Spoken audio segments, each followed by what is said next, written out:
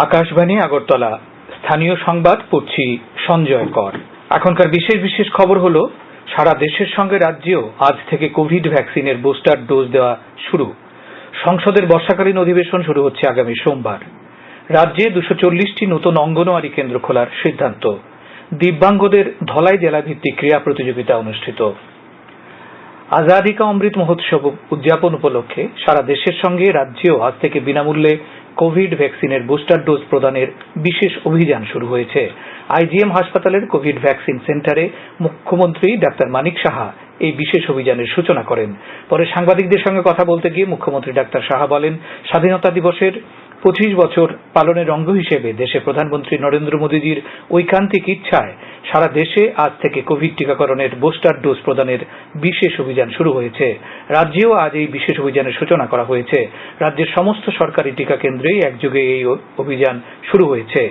এই অভিযানের অঙ্গ হিসেবে 18 বছরের ঊর্ধ্বে প্রত্যেককেই বিনামূল্যে বুস্টার ডোজ প্রদান করা হবে।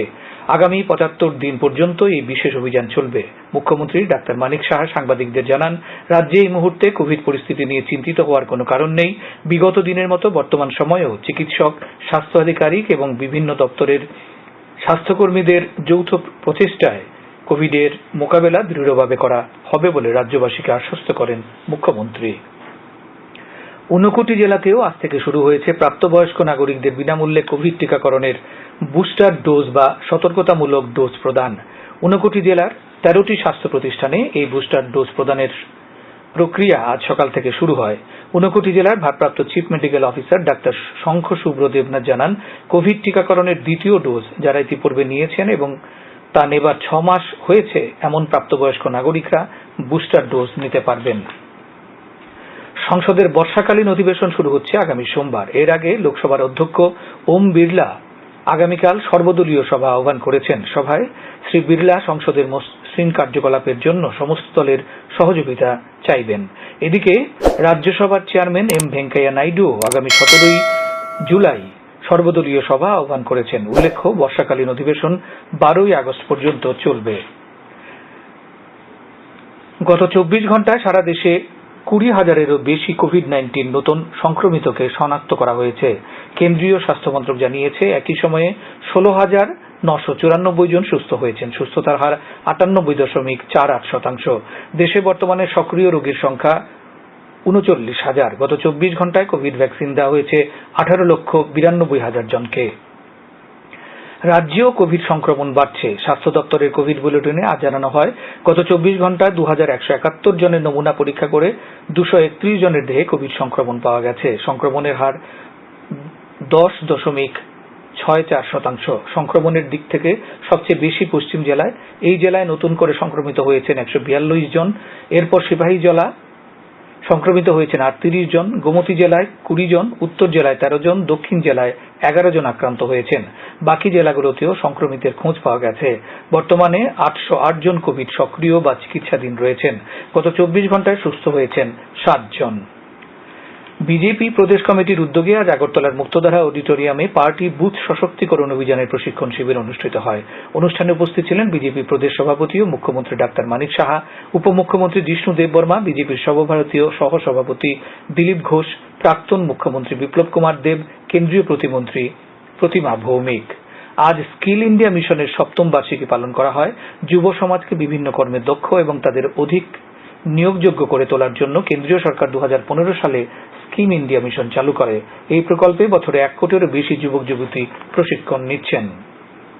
স্বাধীনতার অমৃত মহোৎসব উপলক্ষে আকাশবাণী আগরতলা কেন্দ্রের আঞ্চলিক সংবাদ বিভাগ শুরু করেছে প্রশ্নোত্তর প্রতিযোগিতা। আগামী সোমবার আঞ্চলিক ককবরক এবং বাংলা সংবাদের সময় সংবাদ বিভাগ থেকে প্রশ্ন করা হবে। সর্বপ্রথম সঠিক উত্তরদাতাকে রাজ্যের বিশিষ্ট প্রকাশনী সংস্থা জ্ঞান বিচিত্রা এবং রাজ্য নির্বাচন দপ্তরের পক্ষ থেকে পুরস্কৃত করা হবে। সর্বপ্রথম সঠিক উত্তরদাতার নাম পরের দিন সন্ধ্যায় সংবাদে ঘোষণা করা হবে। উত্তর পাঠাতে পারেন এই নম্বরে 8794885851 শুধুমাত্র টেক্সট মেসেজ করে। এছাড়া upload@gmail.com এই ইমেল অ্যাড্রেসেও পাঠাতে পারেন। শ্রোতা বন্ধুরা, আসুন জন অংশগ্রহণ থেকে জনকল্যাণের লক্ষ্যে এই প্রতিযোগিতায় বেশি করে যোগদান করুন। আপনারা এই খবর শুনছেন আকাশবাণী আগরতলা কেন্দ্র থেকে। রাজ্যের বিভিন্ন ব্লকের গ্রাম পঞ্চায়েত এবং এডিসি ভিলেজে 240টি নতুন অঙ্গনওয়াড়ি কেন্দ্র খোলার সিদ্ধান্ত নেওয়া হয়েছে। সমাজ কল্যাণ ও সমাজ শিক্ষা দপ্তরের অধীনে সুসংহত শিশু উন্নয়ন প্রকল্পে এই অঙ্গনওয়াড়ি কেন্দ্রগুলো খোলা হবে। সম্প্রতি মন্ত্রিসভার বৈঠকে এই সিদ্ধান্ত নেওয়া হয়। গতকাল শিক্ষামন্ত্রী রতনলাল নাথ সচিবালয়ে সাংবাদিক সম্মেলনে একথা জানান। সাংবাদিক সম্মেলনে শিক্ষামন্ত্রী আরও জানান, জনজাতি কল্যাণ দপ্তরের অধীনে জনজাতিদের স্বরোজগারি করার জন্য পুনবানিয়া নামে একটি প্রকল্প ঘোষণা করা হয়েছে। এই সিদ্ধান্তটিও সম্প্রতি মন্ত্রিসভার বৈঠকে নেওয়া হয়।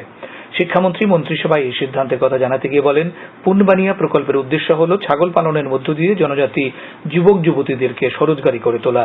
তিনি জানান, এই প্রকল্পের স্বসহায়ক দলের মধ্যে যারা সদস্য থাকবে তাদের সরকারিভাবে ছাগল ক্রয় করার জন্য ঋণ দেওয়া হবে। এই প্রকল্পে সুবিধাভোগী মিছু ব্যয় হবে 2,51,000 টাকা। একটি ইউনিটে মোট 12টি ছাগল দেওয়া হবে।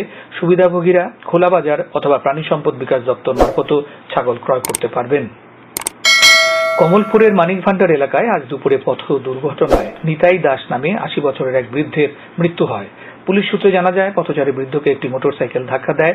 এতে গুরুতরভাবে আহত ওই ব্যক্তিকে কমলপুর থেকে জিবি হাসপাতালে নিয়ে আসার পথে তিনি প্রাণ হারান। মোটরসাইকেলের চালকও আহত হয়ে হাসপাতালে চিকিৎসাধীন বলে পুলিশ জানিয়েছে।